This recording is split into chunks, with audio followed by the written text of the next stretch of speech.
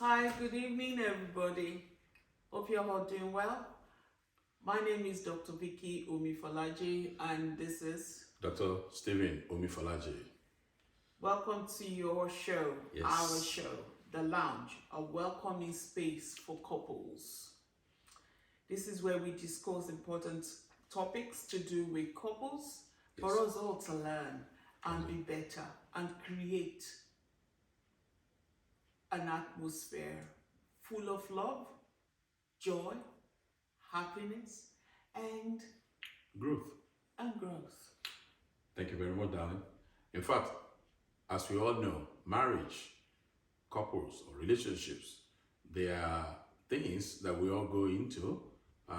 And eventually, if you decide to make it permanent, you get a certificate before you actually even, try it out. Definitely. In other things, you probably have to study, you have to complete certain number of years, certain number of training before they give you a certificate. But if you decide to actually make your relationship permanent, you get a certificate before you actually get started. And then when you start working through. So we're all practicing. Definitely. And when it works out, then they say, hey, this is a successful relationship. Yeah. So meanwhile, they got the certificate before they get started. So a lot of efforts go into it to make it work. And that's why we do this program. And that's why tonight we're going to be talking about 5 things successful couples do. Unfailingly, we've talked to quite a number of couples. These 5 remain. And that's why we're going to be sharing them with you tonight. I just hope you'll follow us as we go through. The number 1 thing, I will handle that, is spending time with your partner. Successful couples, they do make time to spend together. Definitely. Because it is during the time when they are together that iron out issues, they iron out matters, they do get to read the vibes that is going on around them or with the partner, and they are able to trash out issues and be able to resolve problems. So spending time together has quality to the lives of each person in that relationship, and it also adds quality, it has value to the relationship itself. What do you have to say to that, Dad? And I see lots of couples working away from home. Yes. Like you do, like Yes. we do Yes. in our family. Yes. You walk 350 kilometers away from home. Yeah. You stay there, and despite that, we make it a point to spend time together. Exactly. Because this is a principle that we know works. Yes. No matter what you do, no matter where you are, when you catch up, you really catch up. You spend the time together.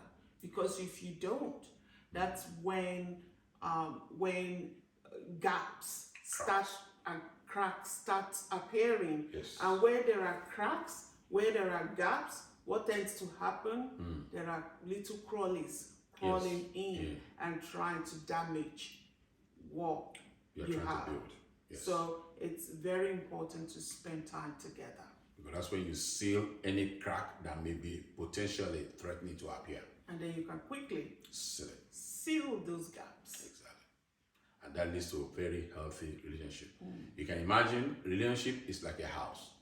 So when you spend time together, that's when you fix all the little cracks that may appear, the flaking paints that may be falling off. That's when you repaint and you retouch it. And as you do that, that house remains, shining. It remains beautiful. The same thing with the relationship that you're building. You've got to look after it by spending time together to actually fix whatever needs to be fixed. Because it is essential. The second thing that we're going to be talking about. The second thing Yes. is for couples to listen to each other. Yes. Listen to each other. Yes.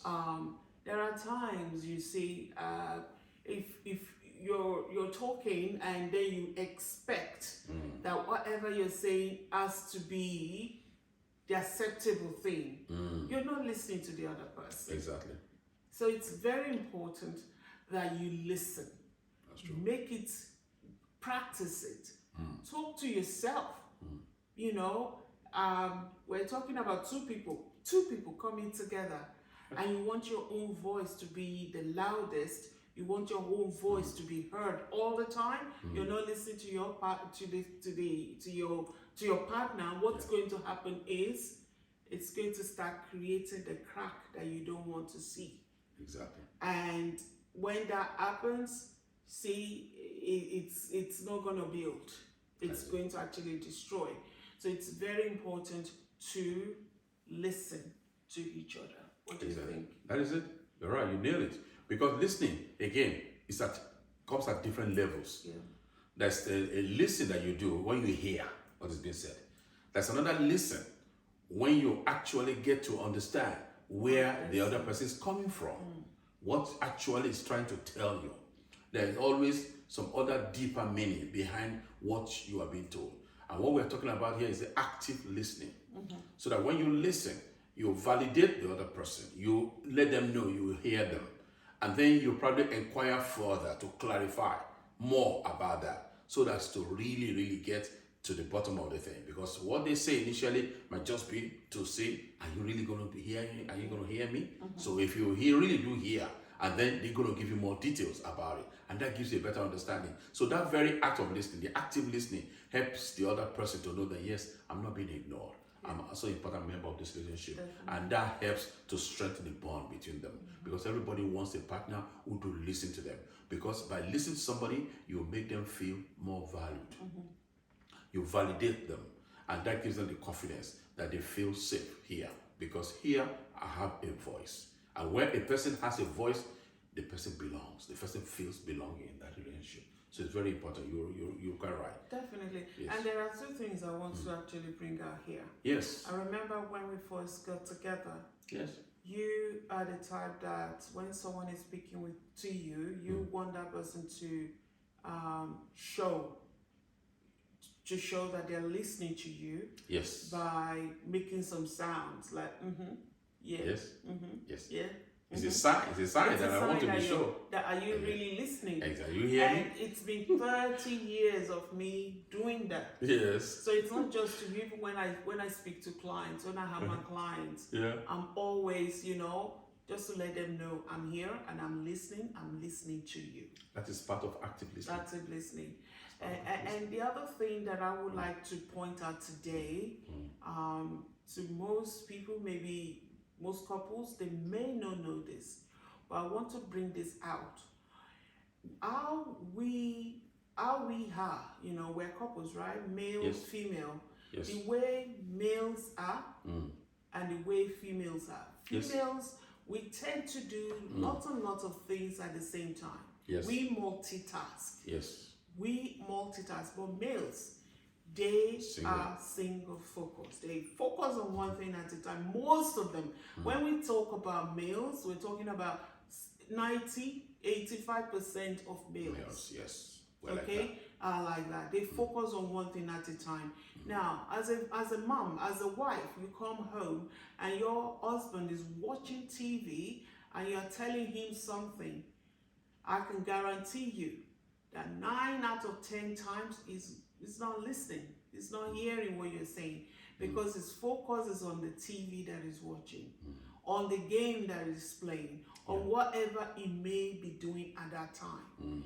And that tends to cause a lot of argument. Yes. It's important, if you have something to say to him, get his 100% attention.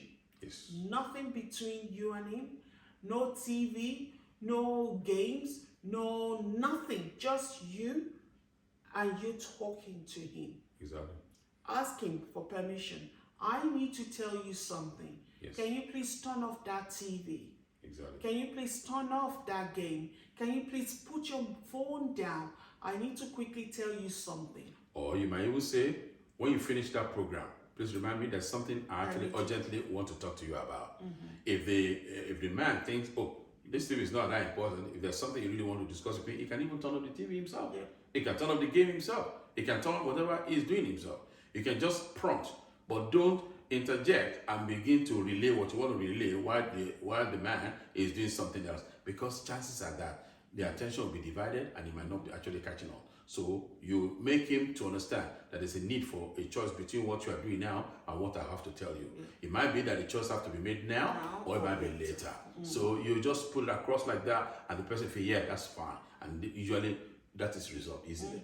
Okay, so it's important to know your partner. And the same thing for us as men. When we are actually discussing with our women, and when I talk to my wife, for instance, she might be busy doing something else on the computer. I understand that women do multitasks. I won't be able to do that. But now, when I speak to her, once she acknowledges that she's listening to me, she might still be doing what she's doing on the computer, but she acknowledges that she's listening to me and she's responding appropriately to actually let me know that she's hearing me and she's understanding what I'm saying. Discussion goes on. I understand that. So these are the kind of little nuances that we need to understand about each other, about active listening, to each other. It's very important. It forms the basis of the relationship. Yes. So, Definitely. yes. The other thing, the third thing that we need to talk about is about having regular reviews. Regular review is important. It's like a car that you drive around. You need to service it at one time or the other. So you need to make that time to service your car. So the same thing for a relationship. There will be a time when you just need to dedicate to talk about the things. Typically we do that in our own at the end of the year. Just as we are doing the end of the year event and all those kind of things, New Year resolution, and on the 31st of December, we often do that. We just try and review the year. How have the years gone? What have we been able to accomplish?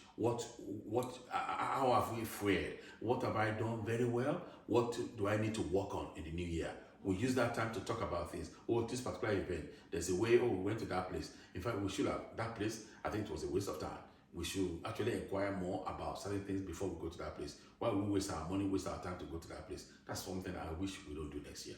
On things like that. Or about one event in the family, how we came into that event. Maybe we shouldn't have gone that deep into that matter because it's probably not about us really, but we got so much involved and it bogged us down. We can review things. Just review things so that you can learn. In the new year, you will not make the same mistake. And this is how actually you move forward. This is how you get better. So regular review is very important. What do you think, Dan? And that regular review, I call it strategic planning family meeting, strategic planning couples meeting, strategic planning self improvement meeting, whatever you want to call it. So if it's individual, strategic planning meeting. Yes. With me, myself, and I. If it's me and my husband, strategic planning meeting. Couples meeting, right? Why do I call it strategic planning meeting? It's not something that I take lightly. Yes. If companies, great companies, successful companies, these are the things that they do. They check out what's working, what hasn't been working, what worked well, what can they do better. Yes. They look at the finances, they look at everything, all aspects. As individuals, as couples, it's very important for us to do that. And we do this, we make it a point, we create time to do it. And our recommendation is for couples to do this at least once a year. At least once a year. If no more. Yes. 4 times a year, every quarter. Exactly. Or every 6 months. So could do every 6 months? At least once a year. At least once every year. Once a year. It's important. Yes. If you can do it half yearly. You can only grow from it. Exactly. You benefit from it. And it doesn't have to be many hours of meeting. This can be the whole thing, like 30 minutes, 1 hour. It's just to reminisce and look at things. Exactly. I actually know of a couple. I was reading and watching their thing that they actually go and rent out a conference room in a hotel, a small conference room, meeting room, and they have a whiteboard. They have this, they have that, and they work out things. They look at what they've done. They now make plans for the new year. So they itemize it. This we did well. This we did well. This we did well. This one didn't go well. That one, that was a disaster. And then they now plan on that one for the year. Beautiful. They do. They have. I was just like, wow. They have sticky notes. Red, green, blue. They have it all covered. As like companies are meeting, and this is a company. It is, because we are raising generations here. It's even more important than company. Exactly. So it's even much more important than very companies. So it's highly recommended Yeah. that as couples you do meetings, strategic meetings or reviews. Yes. In fact, it's like a regular relationship health check. Exactly. Even nations do that.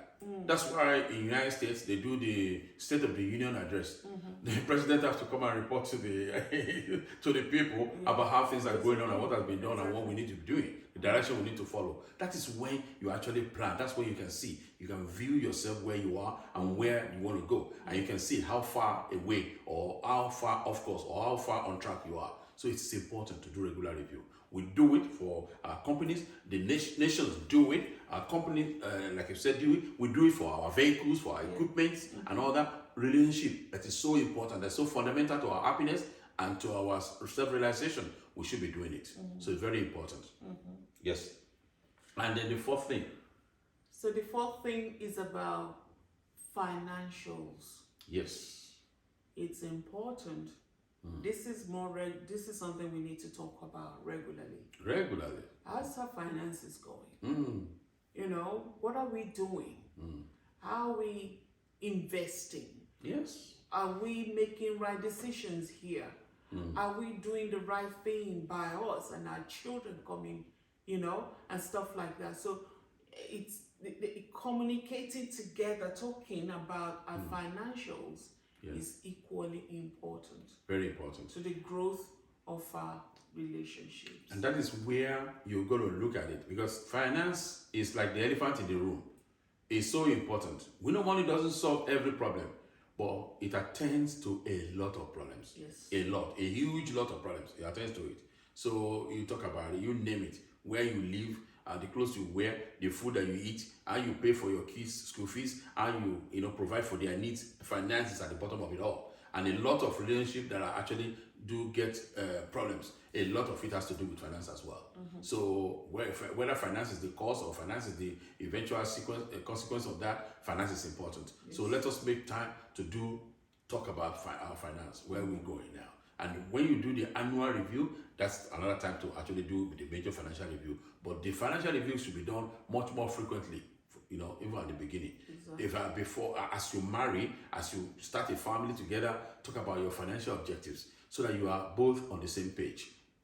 It's not like one person is thinking about how do we actually invest and build our assets and all that, and the other person is just thinking about how many Gucci shoes I want to have this year, how many of Saint Laurent I want to have, how many Louis Vuitton a jacket that I want to have. And changing cars. Cars. Expensive cars. Exactly. Go and buy a car for $160,000, and then after a year or two, you are tired of that car, you're sick of it. Then you go and sell it for $80,000, and then you just like that, you lost a lot of money, and then you change, and you just keep doing things that are actually setting you back financially. So you're going to do financial talk on a regular basis so that it doesn't become a big problem. Because when you don't do it and the behavior of one or both of you persist, it can lead to serious consequences thereafter. So you're going to actually be able to nail it. Don't be shy about it. Let us talk about it in a very friendly tone, in a very friendly understanding with reason. If you don't know how to do it, there are a lot of materials out there. You can read about how to increase your financial IQ. We're going to be talking about this next week in our next presentation about how to increase our financial IQ. But it's important. Every family should have that. There are basic financial intelligence that we need to have.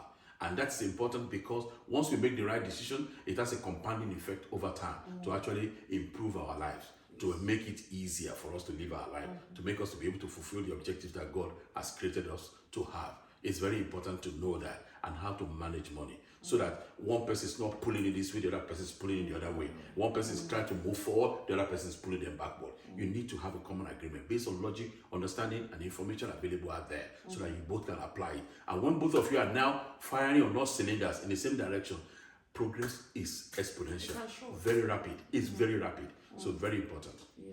Yes. Okay. Totally agree. Agree. And the final point that we want to talk about, the fifth thing that successful couples do together, it's about having a common front on how to raise your kids. When kids are involved, you need to have a common front. And in fact, about raising kids, not only about raising kids, even you need to have a common front in approach, in the way you deal with outsiders as well. Because outsiders might come with one thing or the other, trying to pull one thing or try to cause a division between the two of you. Quickly communicate and have a common way of approaching them. It might be your in-laws, might be your in-laws from your wife's side, might be the in-law from your own side. Okay, you need to know that you and your wife, you are one together, and you have a common front on how you're going to approach your parents, your side of the family, on matters that concerns you, and also concerning your wife's family. You need to have a common front on how you're going to approach them. The same way you have a common front between the two of you on how you're going to approach your children, how you're going to raise them, the principles you want to place there. So it's important that you know that and that you agree before you come out. If anybody is now trying to ask you to do something or trying your opinion about something, you just say, yeah, I'll get back to you on that. And when you say you're going to get back to them on that, that means you're going to discuss with your wife. Or the wife is being asked, the wife's going to say, I'm going to get back to you on that. And it's going to discuss with her husband. Exactly. And together, they come with a common front. That way you get stronger. What do you think, Dad? Definitely. Yeah. You know, in the culture where we were raised, yes. right? Yeah. You know, families, they will say, oh, it's the wife controlling him. Yes. Friends will say, oh, it's the wife controlling him. Yeah. Families of the woman will say, oh, she can't do anything without telling the husband. Is the husband controlling her? Is that a wrong thing? Absolutely not. Mm-hmm. You and your husband or you and your wife, you should be one. Yes. And they should not be allowed to come in between you. That is it. So if somebody is telling you or is your wife controlling you, are they telling you that you don't have sense to think that they are trying to come in and divide you? So it's very important for you to have it at the back of your mind that if anything happens to you today, the person who will mostly be affected is your spouse. Yes. And when your spouse is affected, man, you've got to think that this person will not get herself or will not get himself for months and years. So they are more important to you than anybody else. Yes. So making sure you present that common front is going to protect yourself yes. and your children. Yes. And also in raising children. Children, they are so clever. They know when there's division. Yes. They know how to play the game. We've been there ourselves. Yes, I was exactly, there. yeah. I used to watch my mom and dad, and when I know that I can, do they have any argument going on? That's when I go to dad and get permission to do things that I know normally they wouldn't allow me to do. You know, if they were together. All right. So we play that game. We used to. So now children it's can play important that it's for us to know that kids, they can see, they can watch, and they can see these things. Make sure at any time present a common front. I remember when our kids were little, and we would go into the room, we'll talk about it, and then we'll present this. We speak the same thing. We speak the same thing, and you know, now they joke about it. We try. You guys, you always say the same thing. You see, because they know that they don't play that kind of games with us. Sometimes, you remember, sometimes when I ask them, oh, you talk to your mom about certain things and you didn't even mention it to me. Because I know you're going to say the same thing. So it's very important. Why did you tell me? Well, you are right. I know, I didn't ask you because I know you're going to say the same thing. So it's good for children to actually grow up to understand that, look, these two, they are just that one, really. And it's a very good thing to do.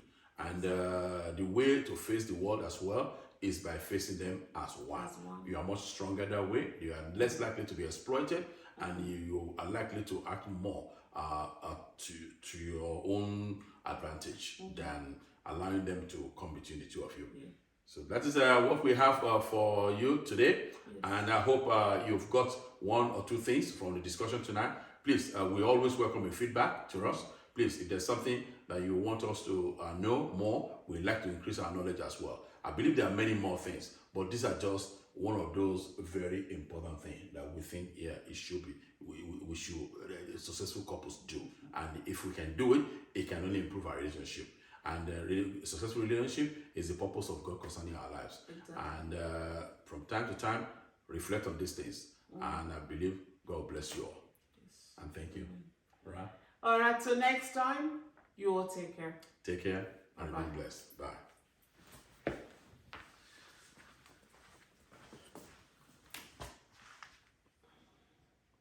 No battery.